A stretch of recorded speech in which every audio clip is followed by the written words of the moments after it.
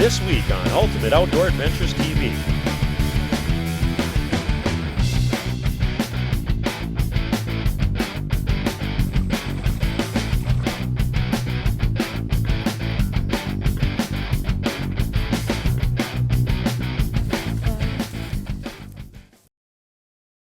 You know, every year is pretty much the same for me. We have a hunting season and then we have hunting season. And it seems like no matter what, I'm thinking about deer, thinking about hunting, thinking about being out there. So my season is pretty much 365 days a year. Kind of a sickness. My wife probably doesn't enjoy it very much, but it's just the way I'm wired. So each year it kind of starts out the same. Once the snow melts, spring is here.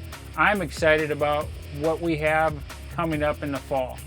And to get things going, I'm always on the tractor.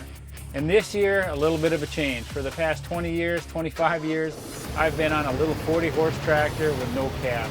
Well, this year we stepped up the game. Big thanks to Coyote and Bobcat of Mandan, and Farm and Armin has hit the big time. So this year I spent a lot of time on the tractor once again, put in the corn, the soybeans, and pretty excited about what the fall has to offer.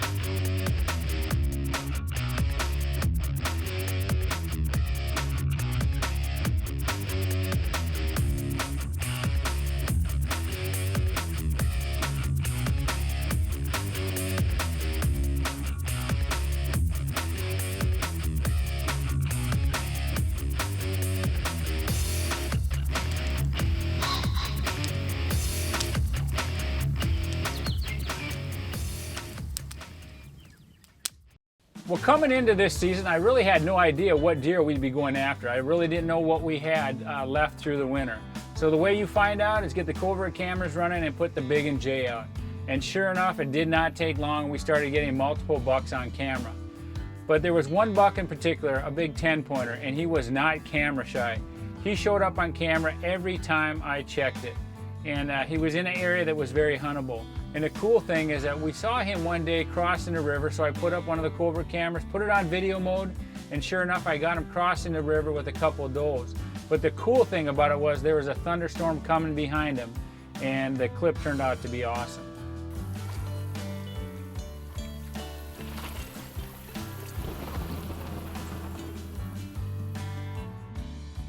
Well, even though we had a ton of pictures of this big 10-pointer we named Goliath on trail camera, we had yet to lay eyes on him with spotting scope. So it was a couple weeks before the season, Josh and Shelby and I headed up to a little vantage point overlooking the soybean field where we knew he was coming into. And sure enough, it was one of those magical nights. He came out with a big 8-pointer, they jumped the fence and they milled around in the soybean fields. And I'll tell you what, it's great to get these deer on camera, but it's even better when you see them through the spotting scope.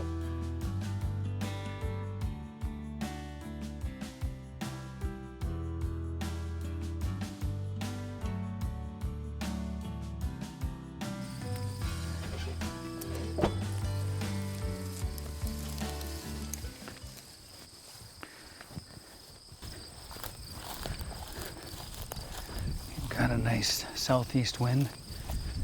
Should run along this bank.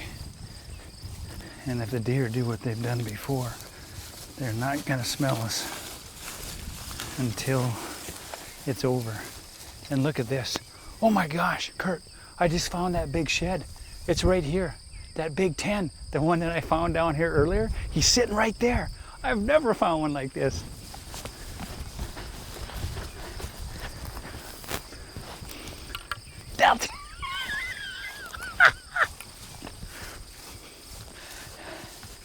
That's some good luck right there, folks. I'm not a big shed hunter, but this year we look for this deer. Josh and I came down here, Kurt and I were down here, we walked all over, nothing. I got on the tractor and I found it laying in the cornfield down here. Last time we had him on camera was a mile that way. Well, there is his other side, my first ever matching shed, set of antlers of sheds. But there's a sign right there. Now let's go kill the big 10. Unreal.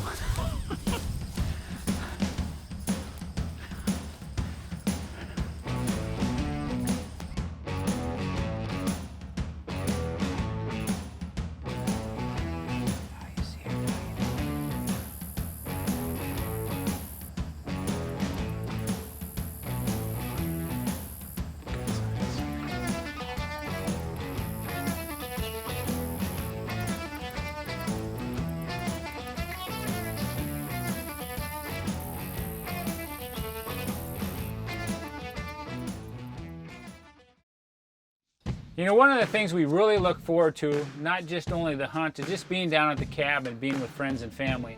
And this was opening weekend, so there was a little bit more excitement in the air. And we also had a good friend of ours, Easton Holder from Raised Hunting from the Outdoor Channel in camp. Easton's been a friend of our family for the past 6 or 7 years, and we're super excited to have him around, hanging out with us, just having a good time. Well, after the first night of sitting in the banks blind in the soybean fields, Kurt and I decided to change it up a little bit. We had a great wind to head back into the trees a little bit. We were going back into a little honey hole. I had a little food plot in there we call a kill plot, because it's a place the deer like to come. They hang up there before they hit the big field. So Kurt and I crossed the river, got set up, and hoped that we'd have a great evening.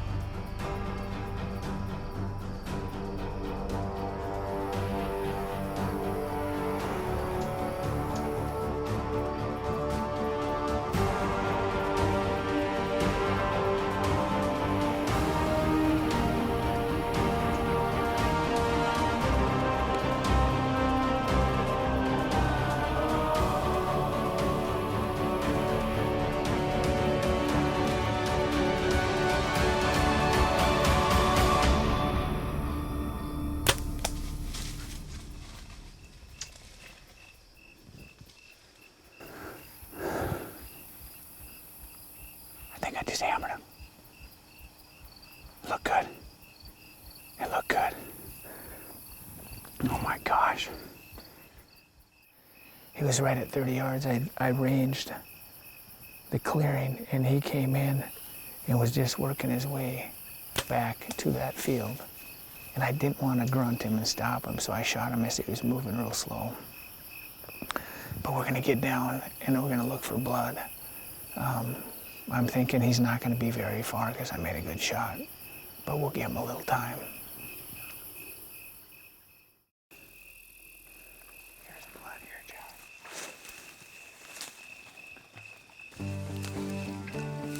Oh man, piled up. He's gorgeous. But absolutely a beautiful deer, my best ever. I got to thank everybody. Thank my brother, first and foremost, because this is our place. We do the work together. My family, my wife puts up with me being gone. I'm so excited for you. A lot bigger than we thought. Well, now we're into the second weekend of the archery season. On the first part of the show, you got to see me kill my biggest deer ever, and that was opening weekend. And while I was hunting, Shelby and Easton were hunting up on top, chasing a deer we call rails. So this weekend, Shelby and I are hunting together. We're back up on top, going after rails, and hoping that he's going to show himself. All right, it wasn't long before we just maybe like a couple minutes into being set up, and we had a doe and a little buck we call Rudolph come in. And then shortly after that, we had a little bit nicer buck. So the movement's been pretty good so far. Lots of deer. It's early. It's only 7 o'clock. But something spooked the deer out of the field, so we're not sure what happened there. wind's still in our favor. It's a gorgeous evening. Now we're just waiting for the right buck rails to pop over the hill.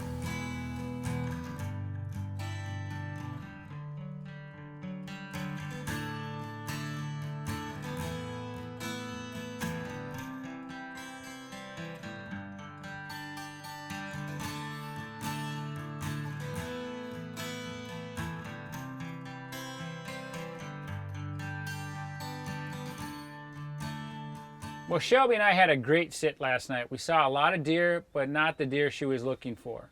So here we are, it's the next day. We get up, we have breakfast, and we make a game plan. Well, today the wind is out of the southeast. Yesterday it was northwest, so we could hunt where we did. Now we have to change things up, and Shelby wants to go across the river where I shot Goliath. But the only problem is we're going to be hunting a southeast wind, and the blind out in the field is not set up for that. So we take a chance and we get out there and we push this Banks blind about 80 yards to the north side of the field, hoping that the deer aren't going to be bothered by it.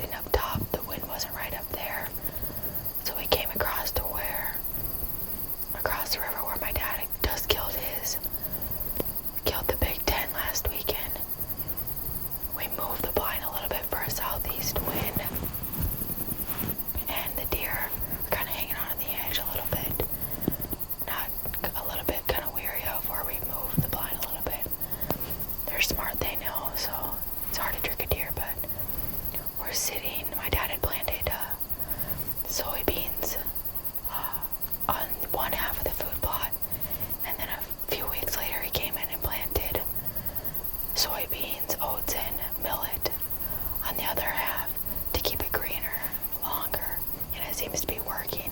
The deer really like the grain here in the second week of September, so we're after Gnarly Charlie tonight. I wanted him really bad in velvet, but Easton and I sat up top. We're trying to get some other bucks, but now we're over here, and Charlie's been pretty consistent, so we're gonna see what if he comes out tonight and gives us a shot.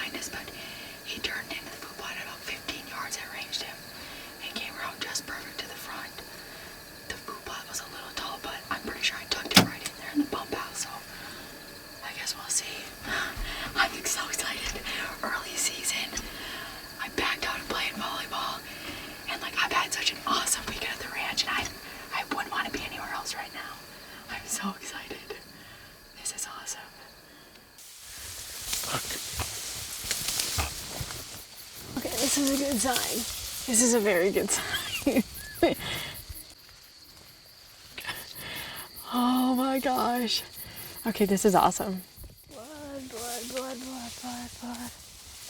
Blood, blood, blood, blood. Feels really good. I have been preparing for this day, and it's finally come. You know what this means? No freezing my butt off late season. Blood, blood, blood. It's on the log here. Hey, What? I can't see anything. I see a white belly. You do? I do. Oh, I think I saw that back there, but I didn't know.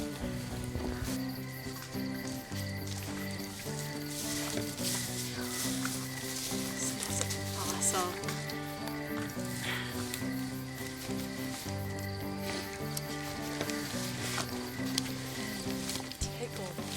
This is awesome. It was a great weekend. We went fishing today. I couldn't be happier. This is so cool.